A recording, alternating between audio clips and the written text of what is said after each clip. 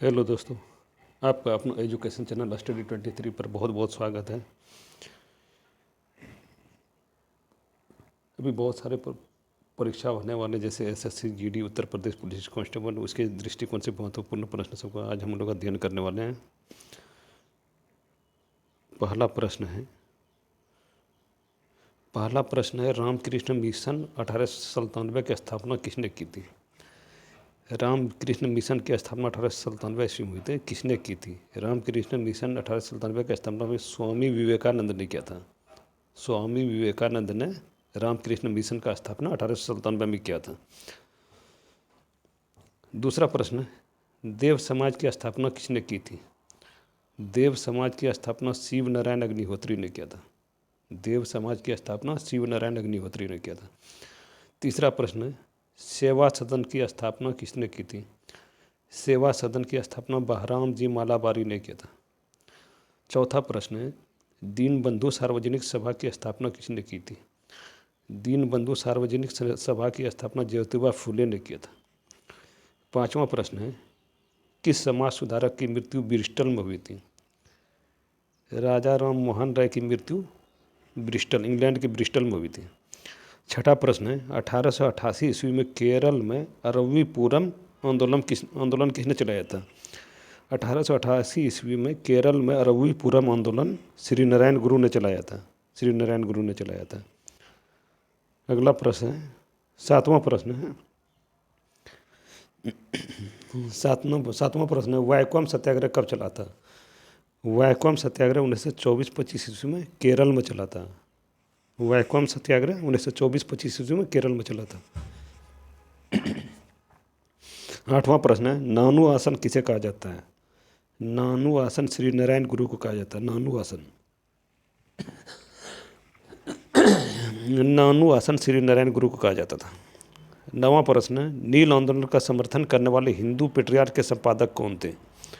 नील आंदोलन का समर्थन करने वाले हिंदू पेट्रियार्क के संपादक हरिश्चंद्र मुखर्जी थे।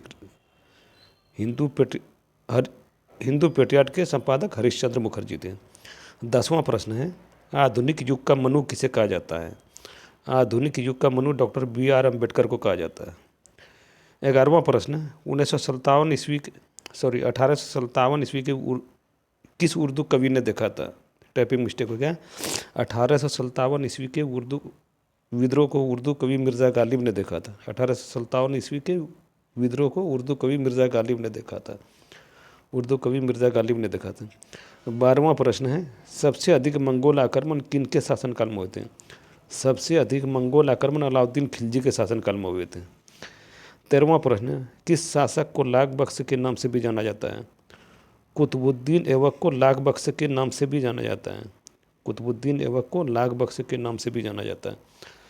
अगला प्रश्न है, लोदी वंश का संस्थापक कौन था? लोदी वंश का संस्थापक बहलोल लोदी था। लोदी वंश का संस्थापक बहलोल लोदी था। 15वां प्रश्न, किस शासक ने अपने आप को खलीफा घोषित किया था? मुबारक शाह की खिलजी ने अपने आप को खलीफा घोषित किया था। स्वयं को खलीफा घोषित किया था। 16वां प्रश्न, वह कौन सा सुल्तान था जो नया धर्म चलाना चाहता था किंतु उलेमा ने उसका विरोध किया था? ये अलाउद्दीन खिलजी नया धर्म चलाना चाहता था लेकिन उसको उलेमा ने उसका विरोध किया था। 17वां प्रश्न, मोहम्मद मुअज्जम किस नाम से मुगल राज सिंहासन पर बैठा था? मोहम्मद मुअज्जम बहादुर शाह प्रथम के नाम से मुगल राज सिंहासन पर बैठा था। 18वां प्रश्न, भारतीय संविधान के किस अनुच्छेद में सामान्य और निःशुल्क विधि सहायता का प्रावधान है? भारतीय संविधान के अनुच्छेद 39(1) में सामान्य और निःशुल्क विधि सहायता का प्रावधान है। 19वां प्रश्न है, भारतीय संविधान के किस अनुच्छेद में ग्राम पंचायत के गठन का प्रावधान है? भारतीय संविधान के अनुच्छेद 40 में ग्राम पंचायत के गठन का प्रावधान है। अगला प्रश्न 20वां प्रश्न है। 20वां प्रश्न, संसद के किसी भी सदन का सदस्य हुए बिना कब तक मंत्री पद पर रह सकता है? कोई भी व्यक्ति संसद मंत्री अगर बन जाता है तो संसद का सदस्य उसको होने के लिए 6 महीने तक में हो जाना चाहिए। संसद का सदन के सदस्य हुए बिना कोई भी मंत्री पद पर 6 महीना तक रह सकता है। 21वां प्रश्न, संविधान का कौन सा संशोधन पंचायती राज व्यवस्था को संवैधानिक दर्जा देता रहा? संविधान का 73वां संविधान संशोधन पंचायती राज व्यवस्था को संवैधानिक दर्जा प्रदान करता है। 22वां प्रश्न, स्टोम्बोली ज्वालामुखी कहाँ स्थित है? स्टोम्बोली ज्वालामुखी लिपारी द्वीप में स्थित है। 23वां प्रश्न, विश्व का सर्वाधिक सक्रिय ज्वालामुखी कौन है? विश्व का सर्वाधिक सक्रिय ज्वालामुखी किलायू है। 24वां प्रश्न, पनामा नहर किसको किसको जोड़ता है? पनामा नहर अटलांटिक और प्रशांत महासागर को जोड़ता है। पनामा नहर अटलांटिक और प्रशांत महासागर को जोड़ता है। 25वां प्रश्न है, वायुमंडल में सबसे अधिक किस गैस की मात्रा होती है? वायुमंडल में सबसे अधिक नाइट्रोजन गैस की मात्रा होती है। नाइट्रोजन गैस 78% होता है। 26वां प्रश्न है, भारतीय नाट्य संस्थान कहाँ स्थित है? भारतीय नाट्य संस्थान नई दिल्ली में स्थित है। भारतीय नाट्य संस्थान नई दिल्ली में स्थित है। अगला प्रश्न है 27वां प्रश्न, भारतीय सर्वेक्षण विभाग का मुख्यालय कहाँ है? भारतीय सर्वेक्षण विभाग का मुख्यालय देहरादून में है। उत्तराखंड की राजधानी देहरादून में। भारतीय सर्वेक्षण विभाग का मुख्यालय देहरादून में है। 28वां प्रश्न है, येलो स्टोन नेशनल पार्क कहाँ स्थित है? येलो स्टोन नेशनल पार्क संयुक्त राज्य अमेरिका में स्थित है। 29वां प्रश्न है, ग्रेट बैरियर रीफ किस देश में स्थित है? ग्रेट बैरियर रीफ ऑस्ट्रेलिया में स्थित है। 30वां प्रश्न है, भारत में सबसे पहले आईआईटी की स्थापना कहाँ की गई थी? भारत में सबसे पहले आईआईटी की स्थापना खड़गपुर में की गई थी। 31वां प्रश्न है, मूल संविधान के 8वीं अनुसूची में कितनी भाषाएं थीं? मूल संविधान की 8वीं अनुसूची में 14 भाषा थी। 14 भाषाएं थी, बाद में जोड़ा गया, अभी 22 भाषाएं।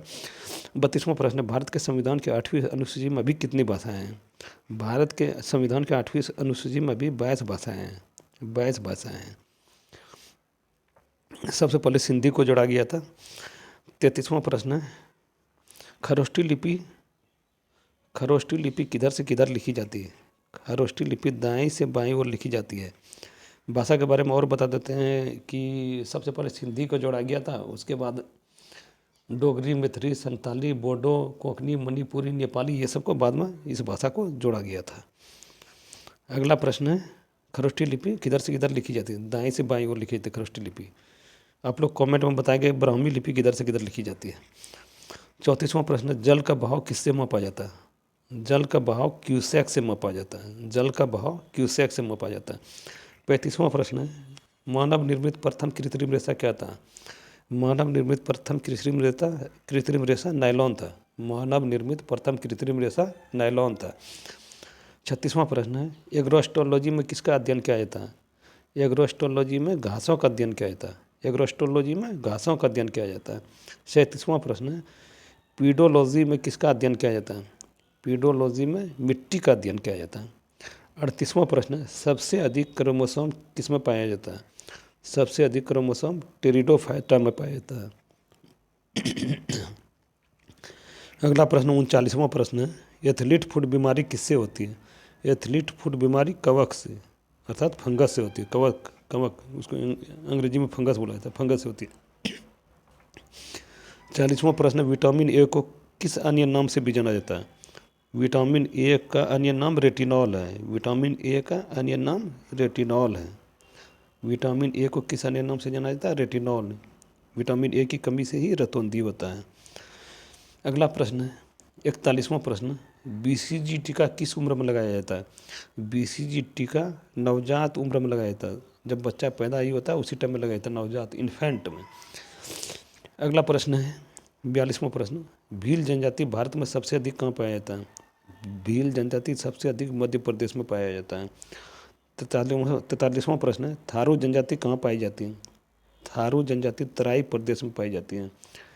अगला प्रश्न है 44वां प्रश्न, विश्व पर्यावरण दिवस कब मनाया जाता है? विश्व पर्यावरण दिवस 5 जून को मनाया जाता है। अगला प्रश्न 45वां प्रश्न है, क्षेत्रफल की दृष्टि से भारत का कौन सा स्थान है? क्षेत्रफल की दृष्टि से भारत का 7वां स्थान है।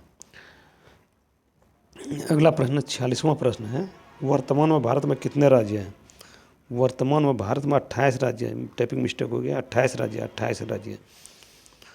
वर्तमान में भारत में राज्यों की संख्या कितनी है? 28 है। 28 राज्य, वर्तमान में भारत में 28 राज्य हैं। 47वां प्रश्न है, वर्तमान में भारत में कितने केंद्र शासित प्रदेश हैं? वर्तमान में भारत में 8 केंद्र शासित प्रदेश हैं। वर्तमान में भारत में 8 केंद्र शासित प्रदेश है। अगले प्रश्न के देखते हैं। अगला प्रश्न 48वां प्रश्न है, भारत का क्षेत्रफल कितना है? भारत का क्षेत्रफल 32,87,263 वर्ग किलोमीटर है, जो कि पूरे विश्व के कुल क्षेत्रफल का 2.42% है। 49वां प्रश्न है, भारत का राष्ट्रपति कौन है? भारत का राष्ट्रपति श्रीमती द्रौपदी मुर्मू है। भारत का राष्ट्रपति, वर्तमान राष्ट्रपति श्रीमती द्रौपदी मुर्मू है। भारत का राष्ट्रपति श्रीमती द्रौपदी मुर्मू है। 50वां प्रश्न, पाल वंश का संस्थापक कौन था? पाल वंश का संस्थापक गोपाल था। 750 ईस्वी में इन्होंने पाल वंश का स्थापना किया था। Thank you for watching. Thank you.